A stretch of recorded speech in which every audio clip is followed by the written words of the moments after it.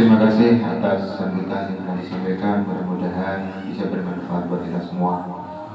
Yang ketiga yaitu kultum yang insya Allah yang akan disampaikan oleh Bapak Ustadz Turfianto selaku Ketua Tanfidiyah NU Kelurahan Sekincau. Waktu dan tempat kami persilakan.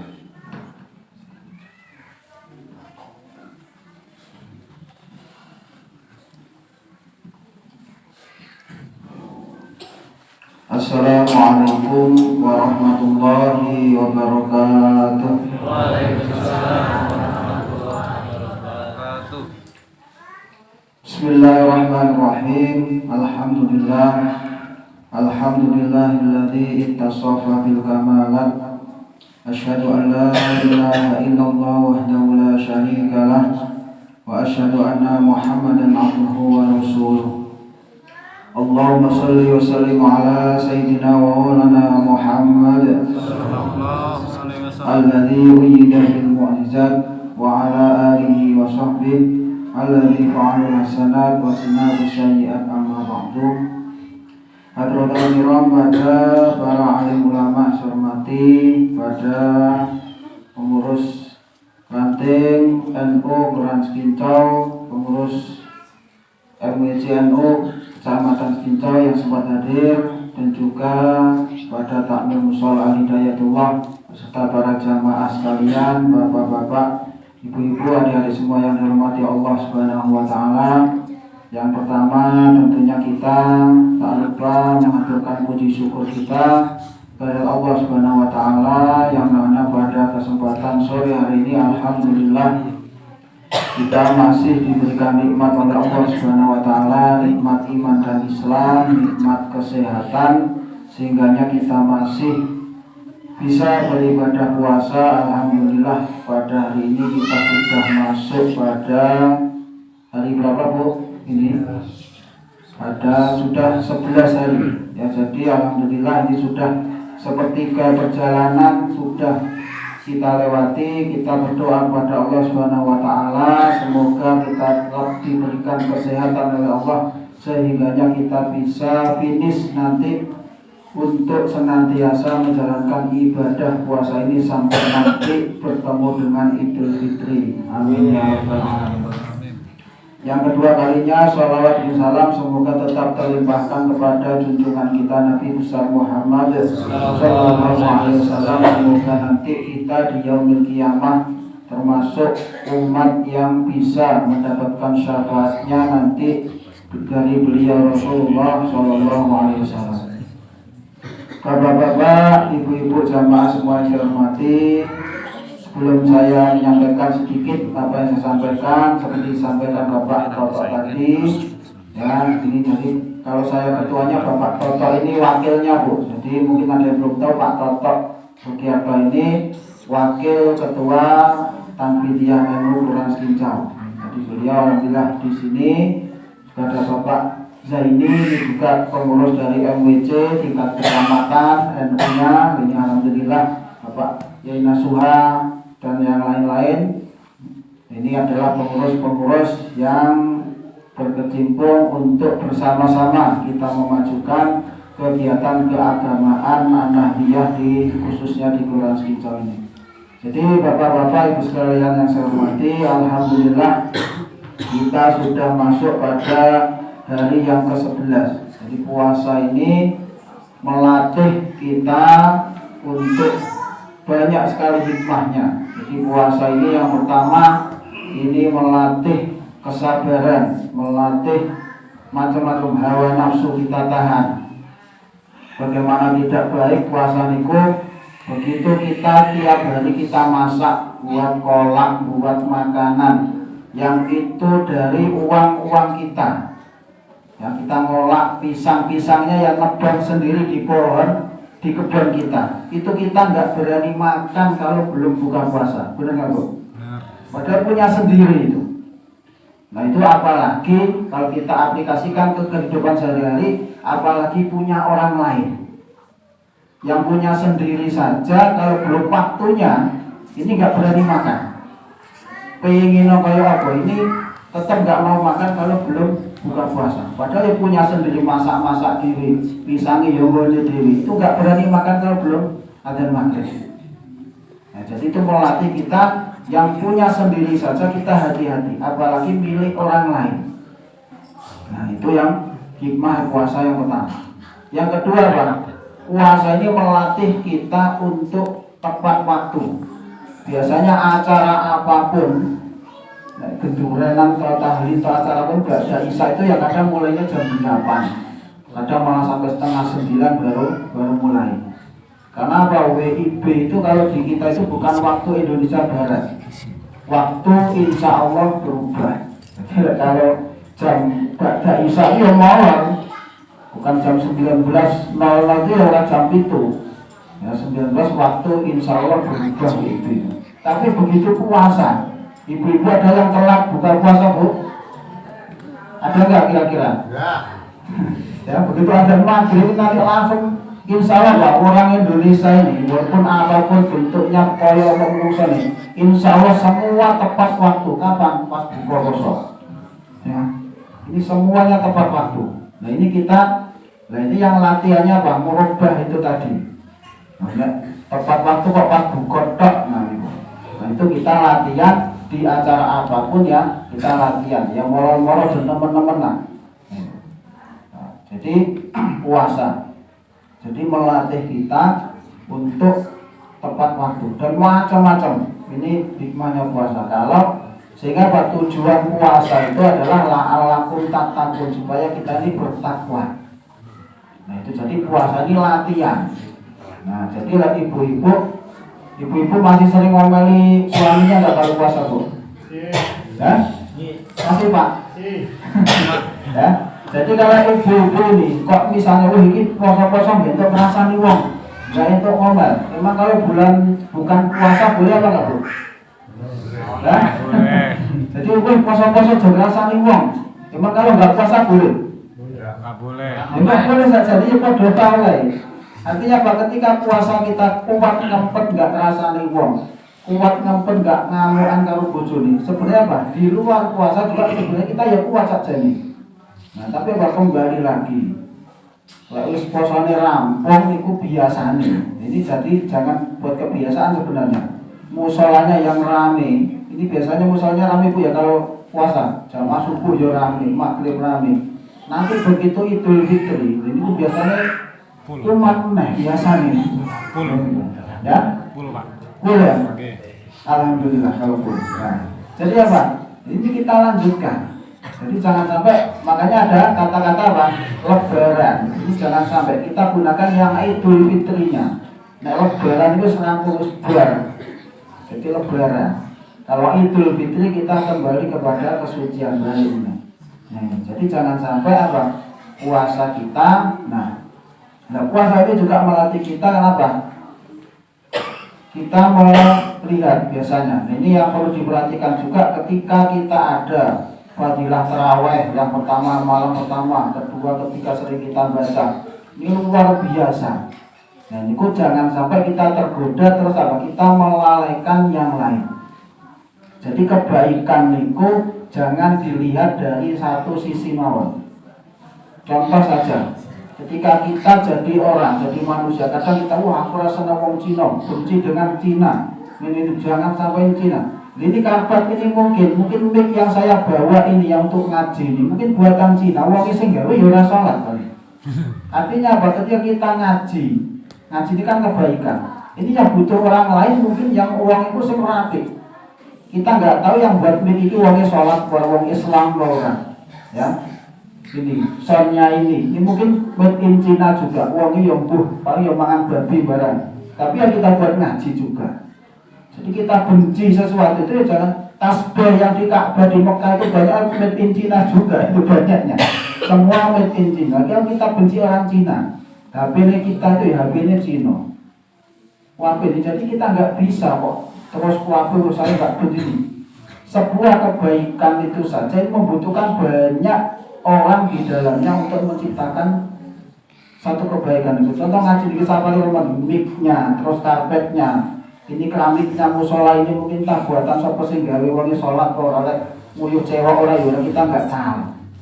ya, terus catnya, lampunya, itu semuanya ini kan mendukung kebaikan ini. Itu kita nggak tahu lampu itu buatannya siapa, keramiknya, mic-nya, soundnya. Ini satu kesatuan yang untuk membuatkan satu kebaikan pengajian ini. Itu sudah banyak elemen yang turut gabung seperti ini. Nah, itu. Jadi kita nggak bisa kok gending itu, ini, nggak bisa. Satu kebaikan itu saja sudah luar biasa yang banyak andil bermacam-macam orang yang di dalamnya. Nah, maksud saya apa? Ibadah juga seperti itu. Kebaikan poso itu sae.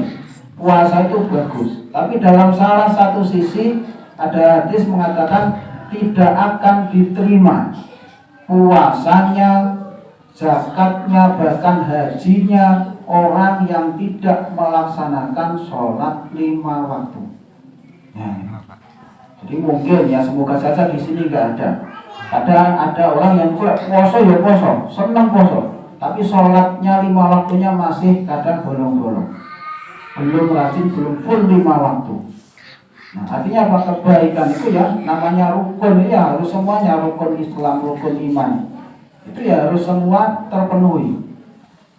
Walaupun fadilah tarawih misalnya luar biasa, tetap kita kembalikan tarawih itu hukumnya sunnah. Taruhlah misalnya panjenengan itu enggak sholat tarawih dari malam 1 sampai lebaran, itu enggak dosa wong sunnah. Tapi kok sampai kau meninggalkan 1 kali sholat subuh, itu bahaya. Jadi itu perbandingan. Kenapa? Subuh itu wajib.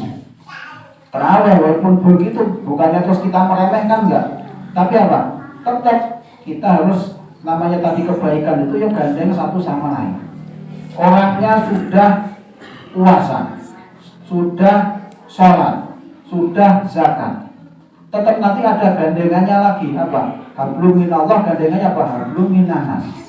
Ngibadah wapi, tarawih full, sholatnya jamaah terus, posone full.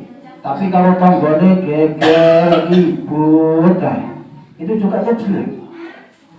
Jadi wong apik niku ternyata angel. Kadang enak sing apik karo tanggone. Yo nyanyah luman, dikai apa? Tapi karo dulure ora. Ribut dan merasani ya karo dulur-dulur. Ada enggak boleh itu biasanya? Banyak lah. Oh enggak ada, kalau banyak itu enggak ada. Ya. Itu jadi tadi wong apik niku angel. Wis apik ibadahnya ternyata apa? Ya, sama manusianya. Itu sing kadang kelemahan kita sing burung patek belum sempurna. Nah, jadi apa kebaikan itu angel tadi, intinya angel tadi wong apik. Terus kadang tadi, nah kadang ada yang kebalikannya.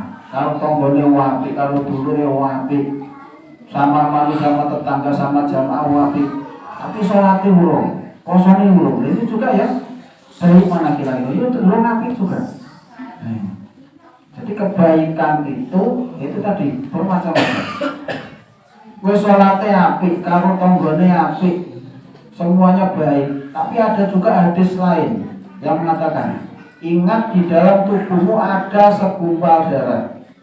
Lek darah niku apik, maka apa? Seluruh tubuh akan baik. Ingatlah bahwa itu adalah hati. Jadi balik mana kok kelakuannya apik, tapi hatinya elek. Itu yang belum jadi wong apik juga. Kalau tanggane apik cuma yang jabone tok, kalau dulure apik, tapi hatinya elek, ijek kemrung suci grundel ijek macam-macam, ada penyakit hatinya yang luar biasa, hasud dan lain. Itu jadi urut dadi wong apik. Nah, makanya apa? Ya itu pentingnya kita ngaji seperti apa dandani. Ibarat HP niku cara ngedrop itu terus dicas, kebut meneh. Udah niku ngedrop meneh ya dicas meneh.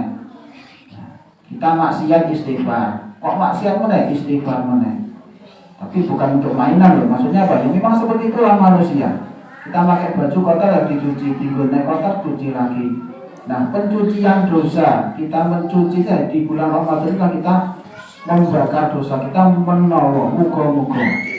Ya, dengan kita di Ramadan ini kita full ngajinya, tadarusannya, semuanya. Nah itu, walaupun kok misalnya kok sawal kumat meneh minimal pas Ramadan aku wis tahu khatam Quran kan lumayan. Walaupun setahun sekali misalnya pas Ramadan tok aku khataman Quran lumayan daripada belas. Itulah makanya fadilahnya, keutamaannya kita punya jamaah yasinan, jamaah pengajian. Nah kalau kita nggak punya jamaah seperti itu, jarang saya rasa kita kalau mau yasinan, doakan ahli kubur kita di rumah dewe sampai malam Jumat mau yasin tahlil dewe, pernah Pak? Kayaknya ya jarang, walaupun ada mungkinnya jarang. Ya berat abot. Berhubung kancane akeh kita seperti Pak Toto dari kita silaturahmi, intinya silaturahmi kita yasinan, silaturahmi mendoakan ahli kubur kita. Walaupun tuan rumah ini yang dikhususkan, yang dikirim, tetap di mana tempatnya imam tahlil itu mesti yang terakhir, ila jami'il muslimin wal muslimat. Siapa itu ahli kubur kita semua, kita mendoakan sehingga apa nanti di yaumil kiamat itu lumayan bisa menjadi saksi kita. Ketika kita ditanya, wahai bapak si A ini, kamu pernah gak zikir kepadaku dengan tekoni Gusti Allah? Pernah ya Allah. Kapan? Pas gudang gedulan ya Allah. Ya lumayan. Kita zikir la ilaha illallah. Enak undangan gedulan, enak yasinan. Kalau di rumah sendiri, apa? Itu lumayan jadi saksi kita walaupun pas gudang gedulan, gudang tahlilan kita terus apa? Bisa zikir. Lumayan ahli zikir pas tahlilan, pas genduranan kan lumayan daripada belai. Nah, yang ibu-ibu juga begitu, ada gibaan, ada sholawatan, sekarang ada ahbabur rasul. Saya rasa kita nggak mungkin juga pengen sholawatan sampai 2 jam neng omah dewi moco gibaan berjanji sendirian. Nah, lantaran seperti itu terus ada kita senang sholawatan, ada ahbabur rasul, kita nggak terasa sholawatan sampai 2 jam dengan senangnya, dengan ikhlasnya. Ya, ada tarian, ada rejepan, ada mulutan, terus kita tarian pengajian. Kalau nggak ada seperti itu mungkin ya kita nggak pernah sedekah untuk pengajian. Ya. Makanya Pak, kebaikan-kebaikan itu harus dipaksa. Sekarang ibu-ibu tak tanya nih, ibu-ibu ini puasa, Bu, dengar Bu ya, ibu ini puasa niatnya apa Bu? Hah? Ibadah, benar ibadah. Yakin ibadah Bu ya? Niatnya ibadah benar Bu ya? Nah, ibu-ibu ini puasa niatnya ibadah. Ibu pengen nggak masuk surga Bu? Pengen masuk surga nggak? Jawab Niatnya ibadah nggak pengen masuk surga? Nah, saya mau ibadah. Lah ibadah ini yang ta'ala itu nggak pengen surga Bu. Sekarang tak tanya ibadahnya itu pengen masuk surga apa enggak kira-kira? Nah, terus kalau kita niat ibadah terus pengen masuk surga ini tergolong ikhlas apa enggak Bu? Hah? Enggak? Jadi kita sholat. Apa yang sholat? 5 waktu sholat ini wajib.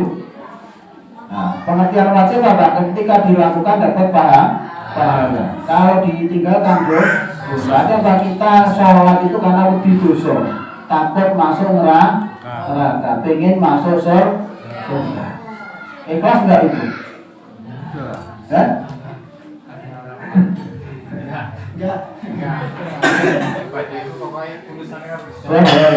Urusannya kita Gusti Allah pokoknya. Tapi yang ngomong ikhlas terus ibadah lillahi ta'ala, iki kok sunah-sunah ya ora patek dilakoni. Kalau yang wajib itu artinya apa? Kita masih takut karena bahwa wajib itu. Sampai ngomong ya Allah saya rindu puasa. Lah kok nunggu Ramadan sampai Senin Kamis ki lho lek poso. Kok dadan nunggu setahun. Ya, Senin Kamis itu boleh karena tiap hari Senin Kamis. Kok kangen puasa kan nunggu Ramadan enggak itu. Karena puasa Ramadan itu wajib. Sehingga apa terasa istimewa. Karena apa sesuatu yang istimewa itu dirayakan dan jarang. Kayak Idul Fitri, Idul Adha. Itu sunnah hukumnya, tapi yang nggak pernah ke masjid, ngorong mutak kabeh. Karena apa? Setahun sekali. Jadi wajib sing 5 kali itu nggak pernah ke masjid. Begitu Idul Fitri itu lah ke masjid. Di mana-mana Idul Fitri mesti penuh. Padahal itu sunnah. Sampai dari turun yang rumah itu loh dosa. Itu sunnah hukumnya. Tapi kenapa? Setahun sekali. Itu.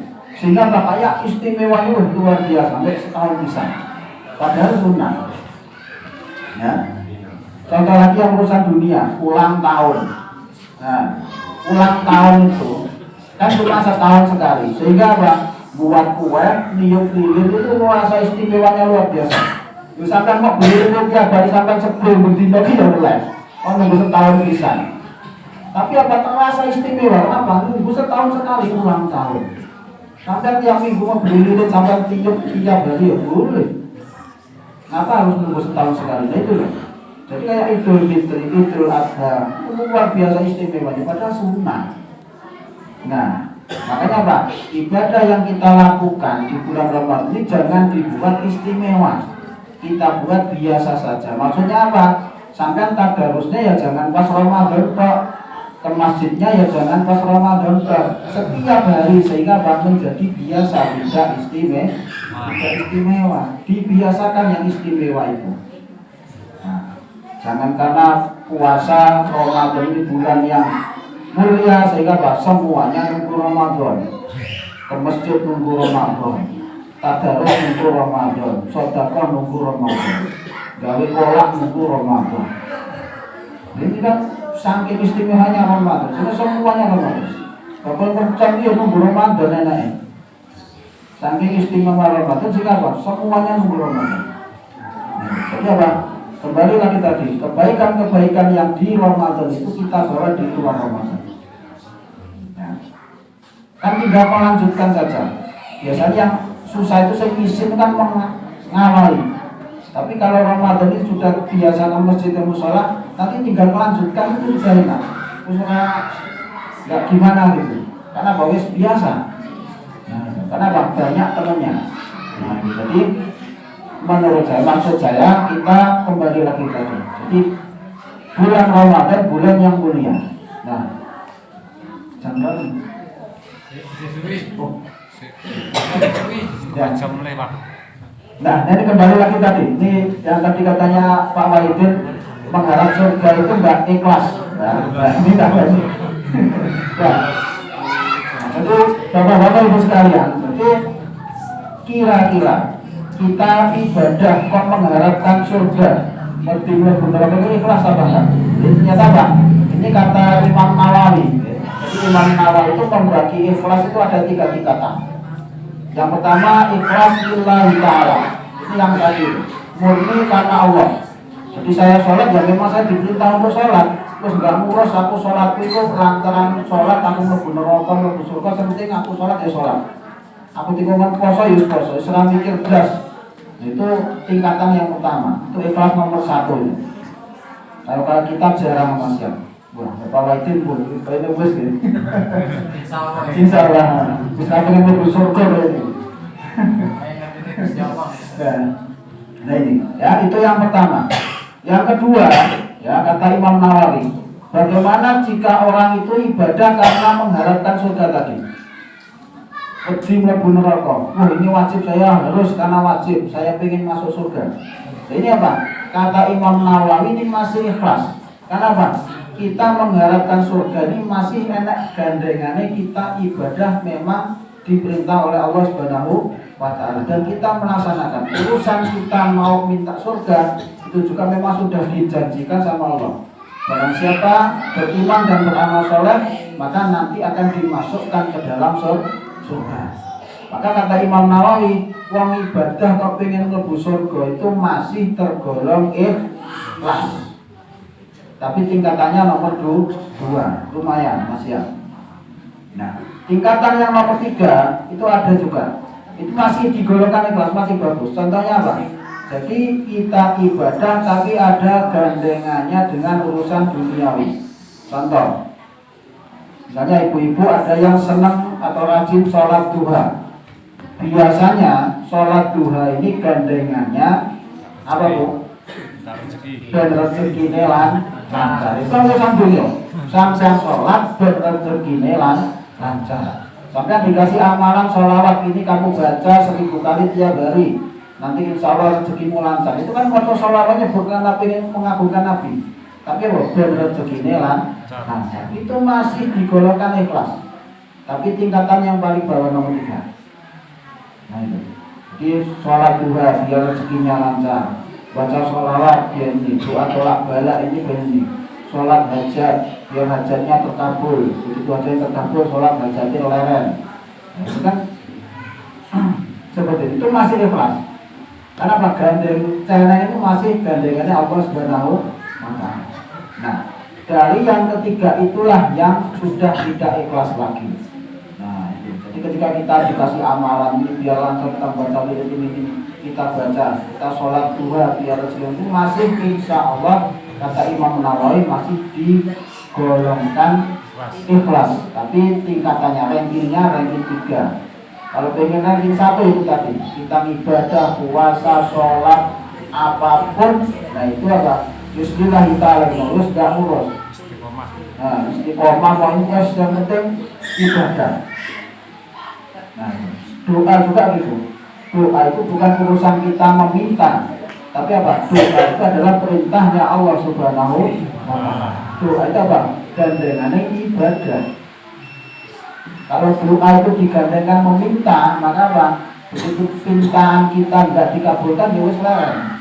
Tapi kalau kita merasa doa itu adalah ibadah, entah itu dikabulkan atau tidak, ya kita tiap hari doa terus sama Allah. Kenapa?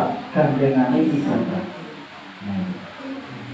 Jadi itu ibu bapak sekalian. Jadi intinya dari yang saya sampaikan, mari kita jadikan puasa ini sebagai latihan kita. Latihan sabar, latihan tepat waktu, latihan merasakan, ya, merasakan lapar dan haus itu ya, seperti ini kita sudah terbiasa. Ini sudah kita bersyukur kepada Allah diberikan rezeki. Masih banyak orang di luar sana yang lebih parah keadaannya daripada kita. Ini kita bersyukur kepada Allah Subhanahu wa Ta'ala. Yang kedua, kebaikan-kebaikan puasa, amalan-amalan yang di bulan Ramadan ini kalau bisa, ya, minimal kita bawa di luar bulan Ramadan. Kita biasakan, ya, tadarus, jamaahnya dan lain-lain kita bawa di luar Ramadan, sehingga apa? Tujuan puasa kita seperti sampaikan tadi la'allakum tattaqun tadi bisa kita capai. Nah, jadi itu ya intinya puasa ini latihan. Ya kita praktekkan pertandingannya apa? 11 bulan di luar Ramadan itulah perang kita sesungguhnya. Kalau kita latihannya sudah sukses, maka apa? Ya, kita harap nanti kita Idul Fitri sudah kembali suci, jangan sampai dikotori lagi. Nah, sehingga apa? Nanti suci terus, kita nambah ibadah, sehingga apa? Iman kita juga akan bertambah kepada Allah Subhanahu wa Ta'ala. Mungkin itu Bapak sekalian saya hormati yang dapat saya sampaikan. Mohon maaf apabila banyak terdapat kesalahan dan kekurangan dari kami mewakili seluruh tim yang hadir pada kesempatan sore hari ini. Terima kasih kepada Musyawarah Hidayatullah yang sudah berkenan memberikan waktu dan tempatnya, Bapak-bapak menyempatkan waktunya untuk bersama-sama kita silaturahmi di kesempatan sore hari ini. Semoga silaturahmi ini bisa tetap berlanjut pada tahun-tahun yang akan datang insyaallah. Ini saja, sekali saya mohon maaf, saya akhiri. Wallahul muwaffiq ila aqwamit thoriq. Wassalamualaikum warahmatullahi wabarakatuh. Waalaikumsalam warahmatullahi wabarakatuh.